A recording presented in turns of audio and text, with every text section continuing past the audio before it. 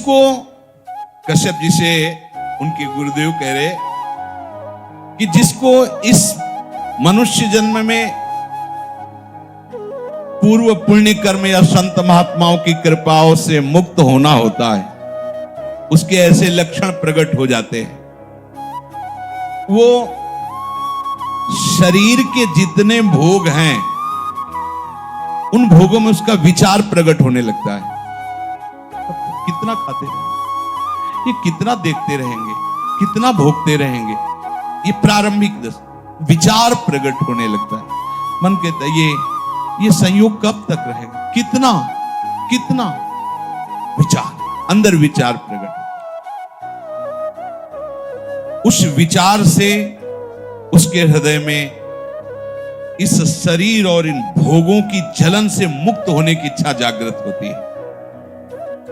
अब वो दानम व्रतम ब्रह्मचर्यम यथोक्तम ब्रह्मधारणम दमः प्रशांतता चैव भूतानां चानुकंपनम संयमाश्चानुशंस्यं च परस्वादानवर्जनम व्यलीका नाम करणम भूतानां मनसा भुवि माता पित्रोश्च शुश्रूषा देवतातिथि पूजनम गुरु पूजा घृणा शौचम नित्यमंद्रिय संयमम। अब उसके हृदय में उदारता प्रकट होती है। क्या वो अब संयम में आने लगता है। कम आहार करना, सात्विक आहार करना। यार आहार से प्राण ही पोषण तो करना, चाहे जो कुछ पाओ, इस पर तो भाई संयम करना पड़ेगा। कुछ काल तक आप करके तो देखिए।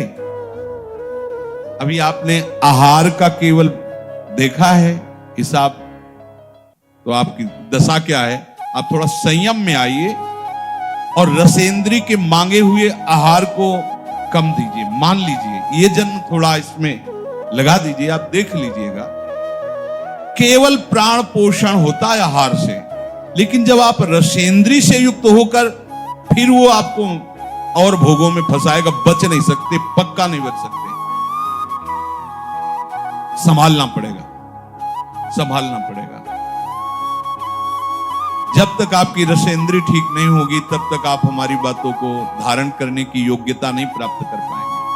समस्त इंद्रियों में चांचल्यता प्रकट करने वाली प्रमुख इंद्री रसेंद्री है जिह्वा। इसको संभालिए, संभालिए। जगह जगह ये बात शास्त्रों में पाई जा रही कि बहुत साधना में इसका योगदान है रसेंद्री का। बहुत संयम में रही। हमने बहुत से संत भगवान को देखा है।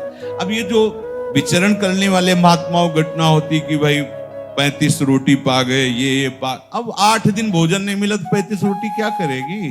एक बार में पा लिया, फिर 5-6 दिन के लिए फुर्सत, वहां कुछ विकार थोड़ी आने की जरूरत है। हाँ, जब आपको बाल भोग मिल रहा है, राज भोग मिल रहा है, शयन भोग तीनों टाइम मिल रहा है, अल्पाहार, थोड़ा थोड़ा सात्विक आहार, भजन, हर समय आप बैठ सकते हो, ऐसी हो। अब वो ब्रह्मचर्य व्रत को धारण करेगा।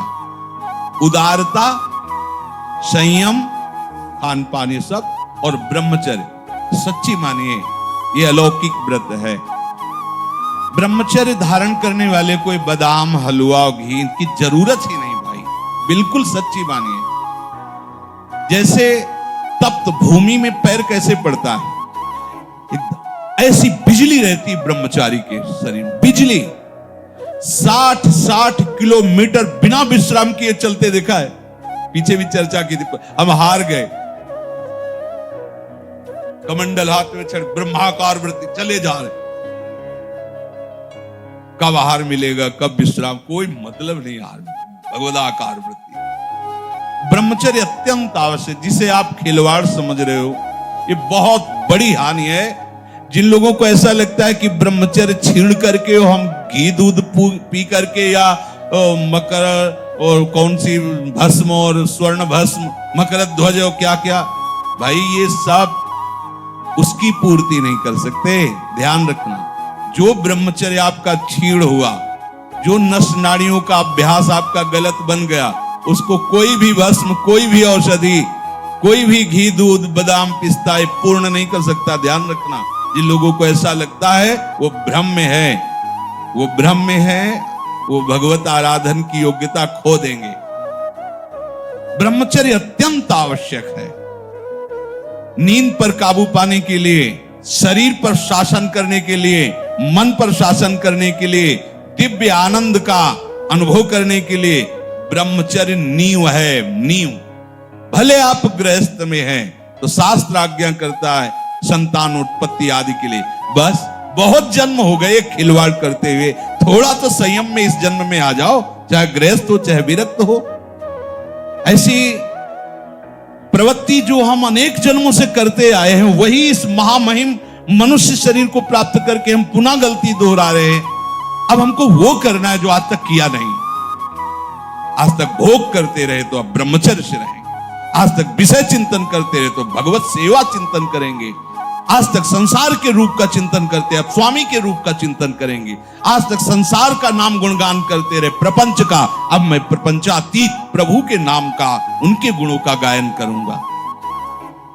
जब जिसको भगवत प्राप्ति होनी होती है मनुष्य शरीर में, तो ये संयोग प्राप्त होना शुरू हो जाता है। वो शास्त्रों का स्वाध्याय करने लगता है। इंद्रियों की चांचल्यता उसे अच्छी नहीं लगती, देखना सुनना बोलना, वो गंभीरता आने लगती है। कोई भी उससे बात करे मुस्कुराकर, ऐसा दयाचित, सब पर करुणा करने वाला उसका स्वभाव बनने लगेगा। चित्त विषय चिंतन के लिए लालायित नहीं होगा, लालची नहीं होगा, चित्त उदासीन हो, कुछ अच्छा ही नहीं लगता। स्वभाव में कोमलता, दूसरों से कुछ लेने की इच्छा का त्याग, किसी को भी मन से भी दुख ना पहुंचाने की सोचना, मन से भी किसी को दुख ना पहुंचाने की नहीं, किसी को मन से भी दुख हम ना सोचे कि भगवान देखो हमको गाली दिया, अपमानित किया, इसको ऐसा नहीं, ऐसा भी नहीं। सद्गुरुदेव भगवान की पूजा, पवित्रता का स्वभाव और अपने इन कर्मों का कभी प्रचार ना करना, यह है जिसकी उन्नति होनी, भगवत प्राप्ति होनी होती है। तो ये लक्षण उसके हृदय में जागते हैं। अपने शिष्य कश्यप जी को वो बोल रहे हैं। और जिसका पतन होना होता है, नाश होना होता है, उसे विपरीत बुद्धि प्राप्त हो जाती है। बुरी दशा आने के पहले बुद्धि बदली जाती है।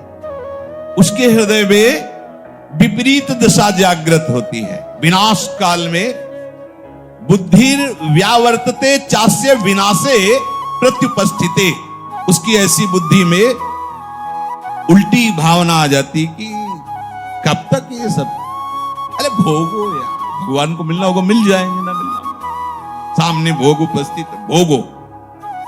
उसमें धैर्य नहीं रहता।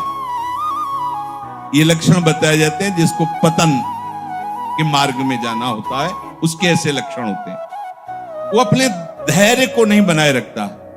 कोई भी भोग सामने आया, विचार नहीं करना, पशु की तरह बस उसे स्वीकार कर लेना, नहीं। विवेक, अगला कदम रखने के पहले विचार करो, मेरा कदम कहां रखा जा रहा है, क्या होगा, अगर मैं ऐसा करूंगा तो होगा क्या। अगर हमारे हरि गुरु अपनी कृपा की नजर हमसे हटा लिए तो फिर होगा क्या। नहीं नहीं, बहुत बार ये सब किया, अब नहीं नहीं, और भाग पड़े, ज्यादा नहीं नहीं के चक्कर में ना पड़े, उस स्थान से भाग पड़े जहां सामने भोग उपस्थित हो। धैर्यवान यदि ऐसा है कि कोई प्रभाव नहीं पड़ रहा, तो भी वहां ज्यादा न टिके, हट जाए। काजर की कोठरी में कैसो भी सयान हो जाए, दाग लागी है, पैलागी है, पैलागी है, महापुरुषों ने कहा है। उसका धैर्य खत्म हो जाता है, धैर्यवान नहीं रहता। बहुत ध्यान देने योग्य बात है। शिष्य को बता रहे जिसका मंगल होना होता उसके ऐसे लक्षण जो आप पहले वर्णन किए, और जिसका पतन होना होता उसके ऐसे लक्षण।